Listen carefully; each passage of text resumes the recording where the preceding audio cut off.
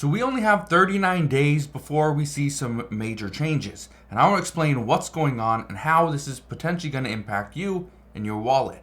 First, all I ask is if you enjoy these daily updates, do me a favor, go ahead and hit that like button. But here's what I can tell you. Right now, lawmakers can't agree on which way to move forward. Do we move forward with climate change? Do we move forward with the Democratic agenda? Do we move forward with the Republican agenda? Where do we go, and how does this impact the American people? Well, what I can tell you is that right now, nobody is in agreement. We got Democrats that want one thing, we got Republicans that want another. But we got the American people standing in the middle asking for a little bit of help. Some want help with some increases to Social Security. Others want to ensure that there's affordable housing that they could actually afford. Because just because we say it's affordable housing doesn't mean first-time homebuyers can even afford it.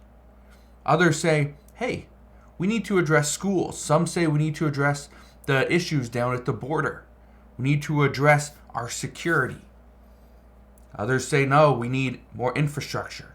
We need to make sure that every rural town out there has access to high-speed internet. Well, here's where things are kind of coming to an intersection. We now have the American people going one way. We got Republicans coming another, Democrats coming another. We have to figure out a way through this. Well, here's what's happening right now. The reports out just yesterday are saying that the Freedom Caucus, they're rebelling against a short-term funding bill with new demands. They want to make sure that this new funding bill for fiscal year 2024, this addresses some of their concerns. Well, what are their concerns? Well, we're going to get to that in just a second. Let me read you this statement. It says right here, we refuse to support any such measure that continues Democrats' bloated COVID-era spending amid and simultaneously fails to force the Biden administration to follow the law and fulfill its most basic responsibilities.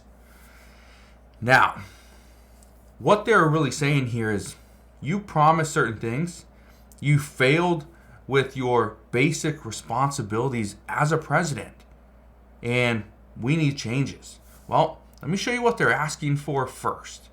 Okay, you can see it right here. What is the Freedom Caucus demanding, and why does this really matter?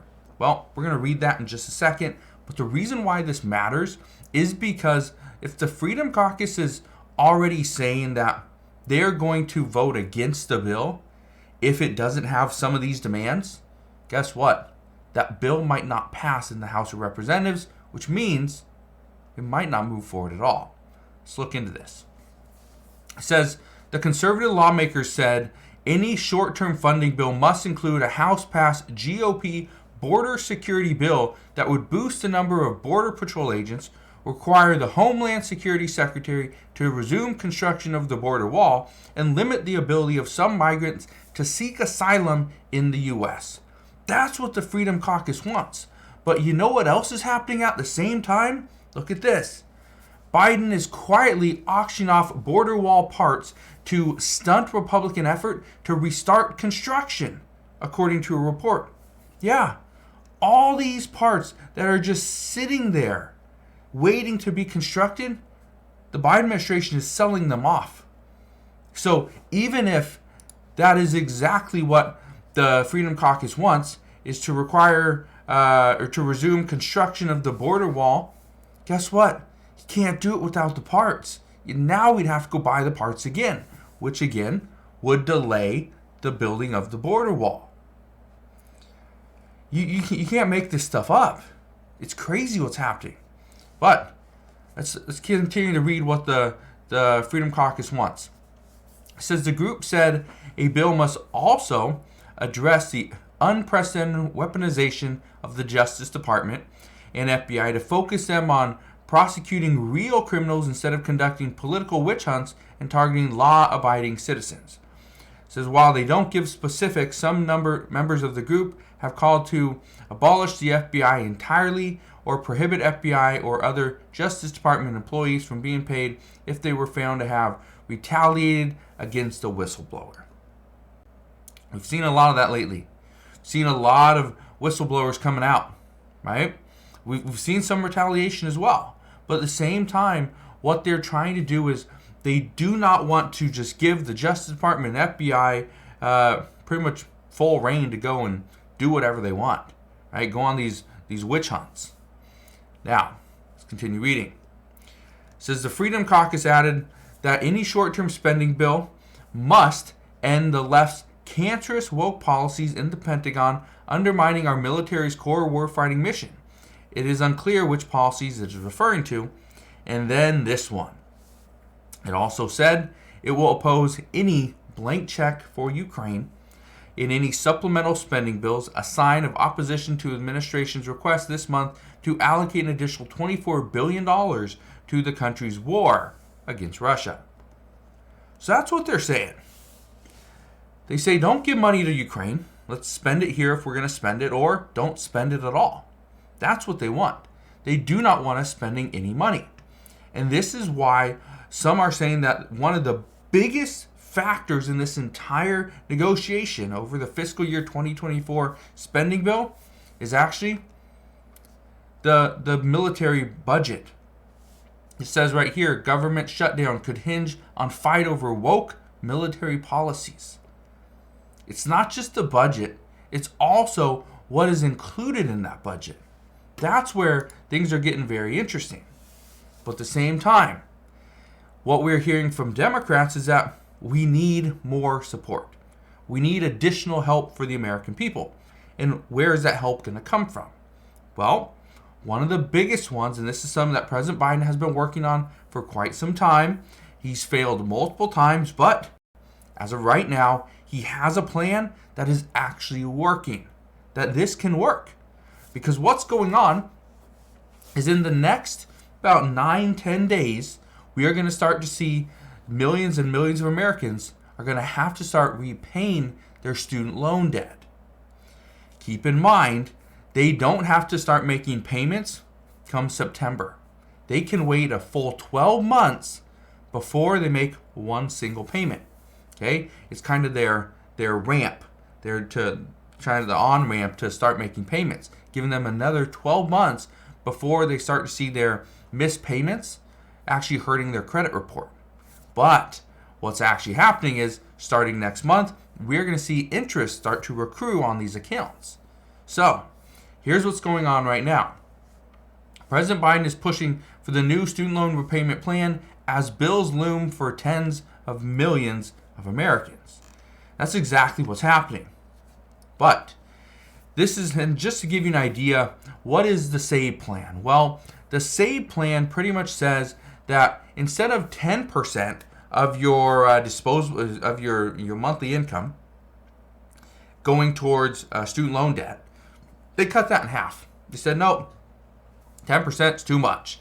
How about 5%? So what we're seeing now is 5% is the maximum you will pay of your monthly income towards student loan debt. So they just cut it in half. That's going to be huge for millions of Americans.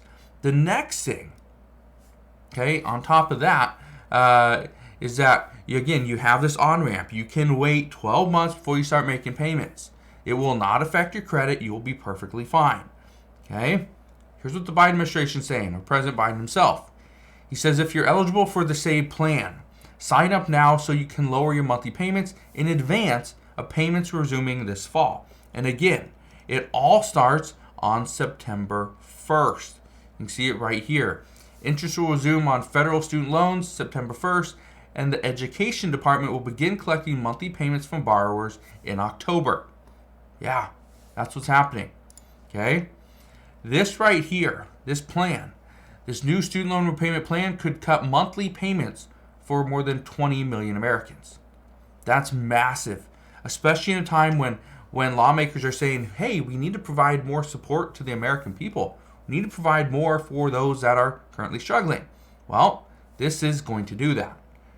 Now, if you do have student loans, okay, you can go and apply. Here's the website. Okay, it's actually studentaid.gov. That's the website. You can come here. So federal student aid. and then you come over here, you go home, events, announcements and events, save repayment plan offers, lower monthly loan payments. Okay, that's kind of the track that you're going to follow. Land up here and apply to save, or for save. Now, what's going to happen moving forward? First off, I don't think we're going to see anything additionally for student loan debt. I think that's about it. We're going to get the save plan, and that's pretty much no more. So we're not addressing the real problem of colleges, okay, universities that are charging just an enormous amount of money for people to go to their school. I don't think that that's going to be addressed anytime soon. I don't see more money going into Social Security as far as higher benefits, especially outside of the cost of living adjustment.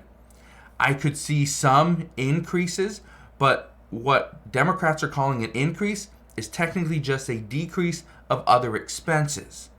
So what we are hearing right now is, yeah, you're going to get more money, but essentially you're not getting more money. Democrats are just trying to cut your expenses so that it looks like you have more money. So again, in the end, it does the same thing, technically, but are you actually getting an increase to your benefits? No, you're getting a decrease, or an increase is coming in the form of a decrease to other expenses. So just keep that in mind. Now, the last thing I can tell you is that this negotiation over the next 39 days is going to be rough. We will likely see some good ideas, some bad ideas. We'll likely see Republicans and Democrats go after each other.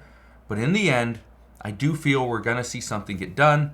I don't think we're going to see a shutdown in 40 days, which means we are going to have some form of agreement. Chances are there will be a continuing resolution, which would be a CR.